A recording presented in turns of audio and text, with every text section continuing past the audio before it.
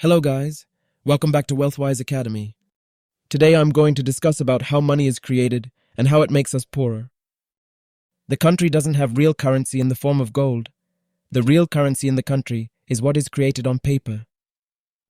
In other words, there are coins kept in the treasury, 10,000, and primary notes issued for 50,000.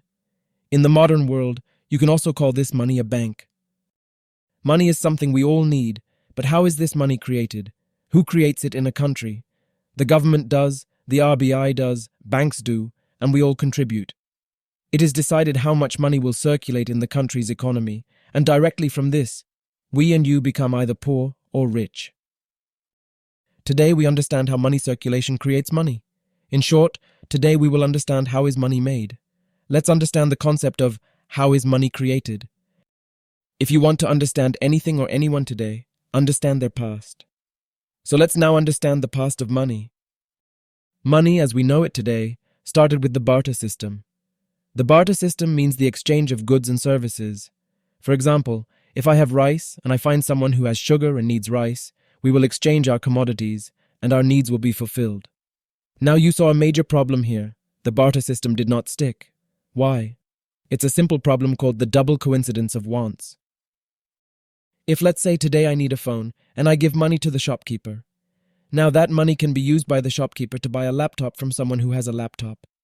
But in the barter system, not only do I have to find someone with sugar, but that person also needs rice. It is necessary for both parties to have mutual needs for an exchange to happen, and this made barter system trade difficult and rare. Now we move to the second form of money, which is coins made of silver or other precious metals. With this, the problem of double coincidence of wants was resolved. However, a new problem arose. If I carry gold coins in my pocket, I risk being robbed, attacked, or stolen from. Carrying heavy coins and traveling long distances on foot, horseback, or by bullock cart for days or months to manage those coins was risky. Traders didn't want to engage in this risky business. The third form of money is what we still see today. Traders came up with a great solution. Instead of carrying bags of gold coins, they tied a bag of gold coins in the waist and had a middleman who was a familiar face in the city, trusted by people. Let's call him Mr. Seth.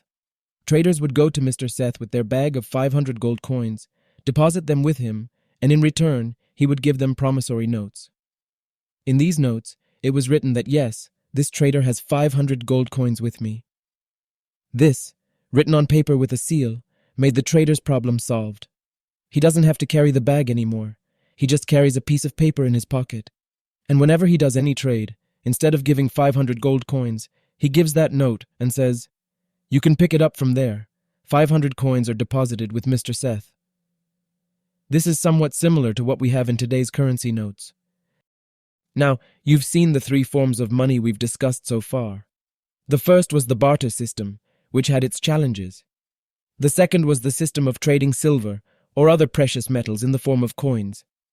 In this, the problem of the double coincidence of wants was resolved, but there were still risks and inconveniences in carrying physical coins.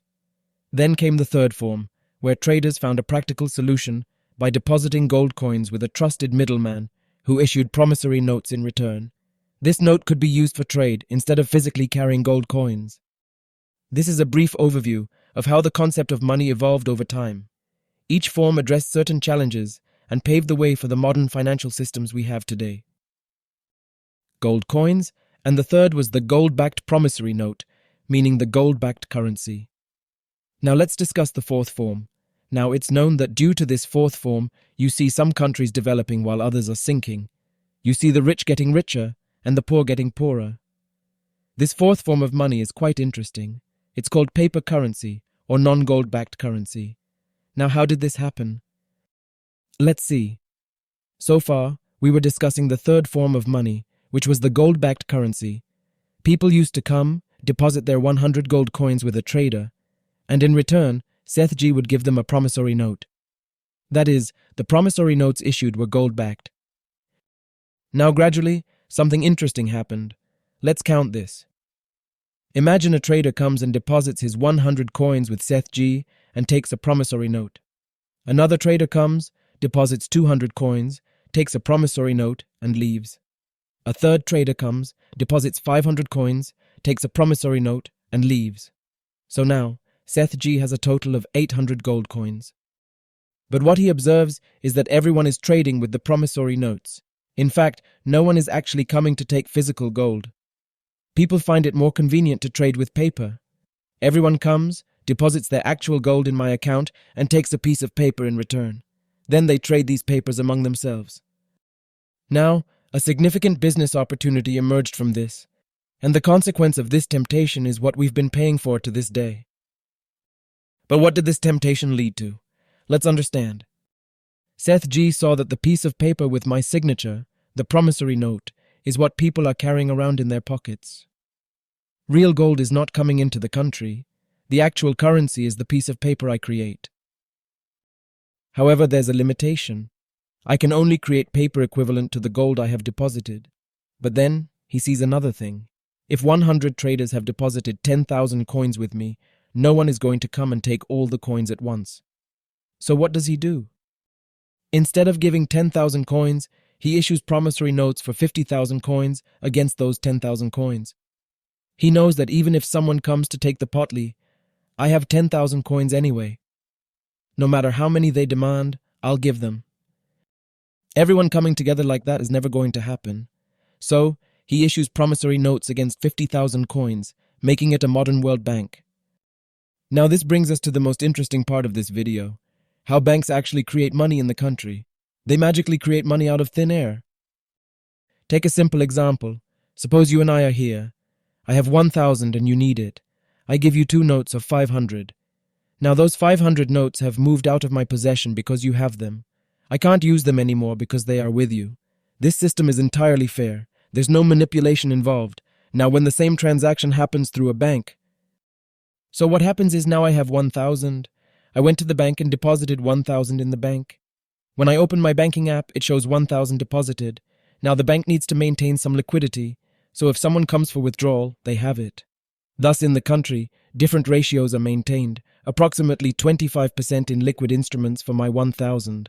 The rest 75% can be lent out like a loan. So I go to the bank, deposit 1,000. The bank keeps 250 separately and can give out the remaining 750 as a loan. Now when I deposit money in the bank, upon opening the app, I also see 1,000 deposited. The person who took a loan also sees 750 deposited. If I want, I can withdraw my 1,000 from the ATM, and the one who took a loan can also withdraw his loan amount of 750. So the total money that the Reserve Bank of India, RBI, printed was 1,000, but now I can also withdraw, and the person who took a loan can also use the money. This way, the 1,000 from a single transaction in the bank resulted in 1,750 magically created by the bank. Now the story doesn't end here. The 1,000 that wasn't there has become 1,750. Suppose someone who got a 750 loan went and bought something with that money. The shopkeeper, too, deposited that money back into the bank. Now the bank will keep 25% out of it, and let's say there is 750. Then they will give out the rest 75% as a loan again. This cycle might happen multiple times, and the 1,000 originally printed by the RBI might become 4,000 over time. This example shows how millions in deposits can result in loans worth millions being issued, and this money keeps circulating in the banking system. When deposits and loans keep happening repeatedly, the money printed by the government, which they might never have thought would happen, keeps circulating in the country. Now in another way, money is made for nations.